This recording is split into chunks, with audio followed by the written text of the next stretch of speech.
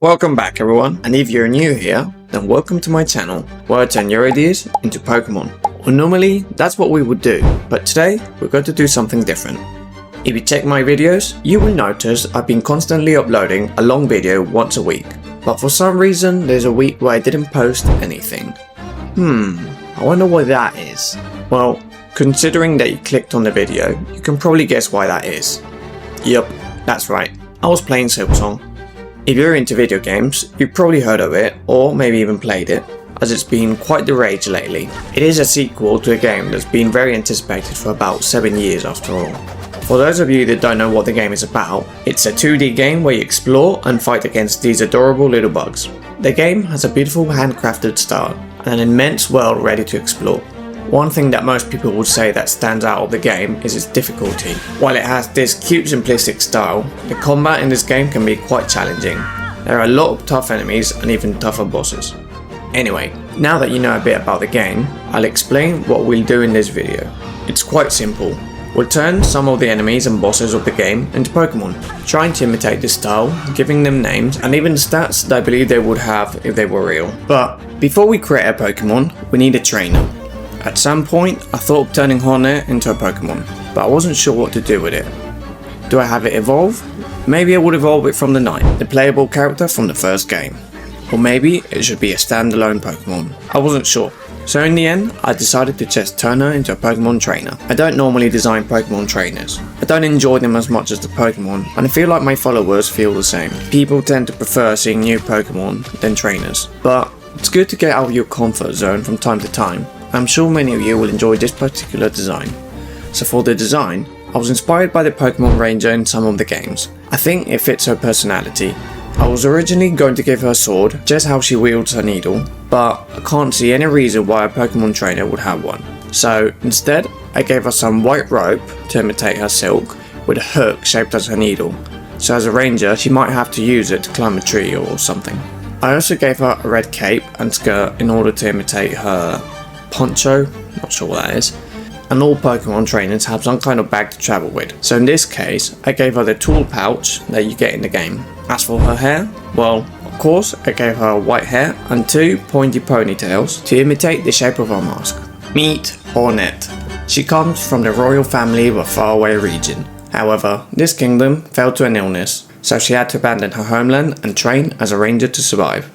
Also, for fun, I've been assigned a Pokemon team for her, existing Pokemon that I think would fit her. For starters, she would need a spider Pokemon, as she is half Weaver, a tribe of spider people from the game. I think that out of all the spider Pokemon, Tarantula and Spidops would be the most fitting. While I may not be Spidops' biggest fan, its spy theme goes well with Hornet's combat style where she sets traps, as well as Tarantula, who with its round body fits quite well with Farloom's iconography, as well as a giant round head that Weavers have. Next, I mentioned she was half a Weaver, while the other half comes from our dad, the Pale King, who is a pale worm, a dragon-like worm. So I guess I could give her Earthworm. Being a steel type, it's quite an accurate representation for the Pale King, as for some reason it had a lot of saw blades all over his palace. And next, I gave her a Vesper Queen, as she was trained by Queen Vesper when she was young, which is where her name, Hornet, a kind of wasp, comes from. So I thought of those 3 for now, but I left 3 empty spaces so that you, the viewers, can decide what other Pokemon would fit her team. So yeah, let me know if you think these 3 Pokemon make sense and what others I should add. Now, for the moment you've all been waiting for. I decided to turn some enemies and bosses into Pokemon. Just to be clear, all of these are enemies from early Act 1. So if you played a few hours, you should have seen them by now. I don't want to spoil the game, as it's such an amazing experience. If the video does well, I'll probably make more of them, maybe even a rival for Hornet. So, for the enemies I chose to turn into a Pokemon, well, I went with Moss Mother. It's the first boss of the game. Of course, this would be a 3-stage line, and the first stage would be this adorable Moss Grub. The design was fairly simple, but I did need to change some things so that it isn't too similar to the one in Silksong. One of the more noticeable changes is its face. In Hollow Knight franchise, most characters and enemies have this distinctive face. They wear a white mask and their eyes are just black dots. While it may look great for the game, I don't think it would work well for Pokemon. You all have quite distinct faces from each other, and this shouldn't be an exception. Another important detail to mention is the amount of spikes on its body. Pokemon tends to simplify things more, so I went with less spikes but I made them bigger. Anyway, meet Mossling, the moss grub Pokemon. This bug and grass type Pokemon spends most of its life eating leaves in order to gain enough energy to evolve. While it's not particularly powerful, its body is covered in spikes, so be careful when touching it. Next, we have its middle stage. I wasn't sure what to evolve it into. I had a few options. On one hand, I could evolve it into the Mossmere, but I think it would be too similar to the Moss Mother. Or I could evolve it into the massive Moss Grub, but then it would be too similar to its first stage. I wondered if there was some kind of cocoon stage for this enemy, and I think that there is. In the first area of the game, the Moss Grotto, and where you can find these enemies, you can often find some strange leafy sacs that if you attack them they give you silk. You can even find a large amount of them in the background of the arena where you fight the Moss Mother. Now, I'm not sure if they're eggs or the actual cocoons, but I think it's the perfect fit for what I'm looking for, so here you go. Meet Verticoon, the moss cocoon Pokemon. It spends most of its life resting in this stage, waiting until its body has fully developed in order to finally break free and evolve. Before evolving, Mossling will climb as high as they can to hide in this cocoon stage, as it's really rich in nutrients, making it an easy prey. As for its abilities, I think that Leaf Guard makes a lot of sense. I mean, look at it, it's covered in leaves, and also chlorophyll, a very common ability with leafy Pokemon. And for its hidden ability, I went with Tinted Lens, which seems to be very common with moth and butterfly Pokemon. And finally, as I mentioned earlier, the final evolution would be based on the Moss Mother, the tutorial boss of the game. Considering how weak of a boss it is, it wouldn't really make sense to turn it into a complex design that looks like a powerhouse. So its design is quite simple, like those of an early route Pokemon like Butterfree. Meet Sylvantra, the Moss Mother Pokemon. The spores released from its wings enrich the soil wherever it passes, making forests bloom more vibrantly. As for its stats, well, pretty lackluster. It's supposed to be an early route bug Pokemon, so yeah, pretty sad. And with that typing, I don't think it would do too well on the competitive side. But yeah, I made it mostly a physical attacker as it attacks with the stinger in the game, and I give it a decent special defense. Well, as decent as an early route Pokemon can have. Next, we have some of my favorite enemies of the game, the red ants. These enemies are where the real challenge starts in the game. The area you find them in is full of traps, and they alone as enemies are very challenging compared to previous ones found in the game. There are quite a few variations of these ants in the game, so I had to choose which ones would fit best to make a whole line out of them. For the first stage, I chose the Scarlet. It's basically just a red ant. There isn't much to it, and they're very easy enemies to fight against, but I think it's a good start for the Pokemon. I did doubt what type to make it though. Obviously it's going to be a bug type. Honestly, I suspect most Pokemon I do for this series will be bug type, but hopefully we can find some exceptions to have some variety.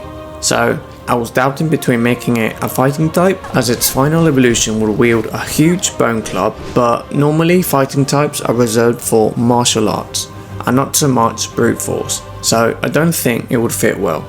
So in the end, I went with ground type. Ants live underground in colonies, and the ones in this game aren't much different. When fighting them, they often bury themselves underground and appear right under you, so I definitely think I made the right choice. Meet Sepulant, the Scarlet Pokemon. Not the most powerful Pokemon in this early stage, however, its power comes from numbers, as they live together in a giant underground colony that can cover up to a mile radius. For its middle stage, I had a similar problem as I had with the Moss Grub. I wasn't too sure which one would be the best option to turn into a second stage.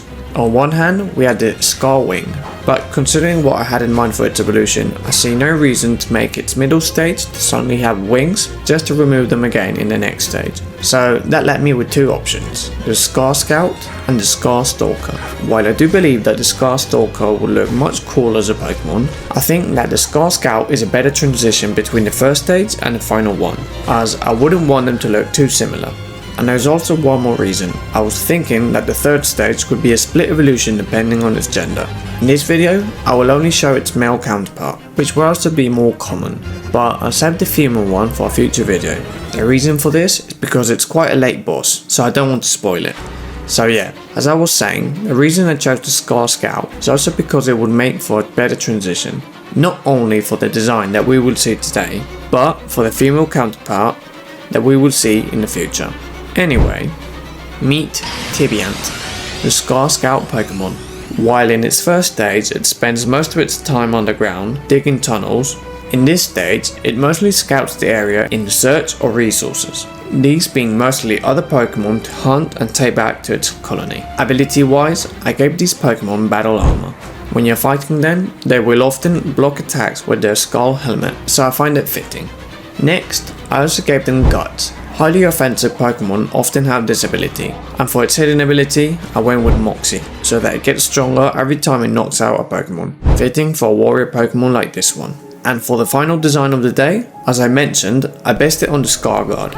It's a much bigger version of the ants. It's quite bulky, and in the game you can often find it protecting some kind of entrance. They aren't super hard to beat if you have the dash, but if you still don't have it, it's quite challenging. And it also removes 2 masks of damage. There has been some controversy about too many enemies taking 2 masks of damage, but at the time you find the first Scar Guard, you probably haven't seen many, so it can become quite a shock when it smacks you for the first time. For its design, while its original design only has 2 arms, I decided to add 2 smaller ones to make it look more bug-like. The shape of its helmet is also more complex than the simple one from the game.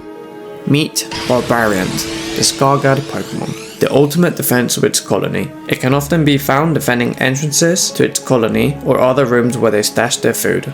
It covers its body in hard bones from prey in order to protect itself and intimidate other Pokemon. It also wields a giant bone as a club to smash its enemies.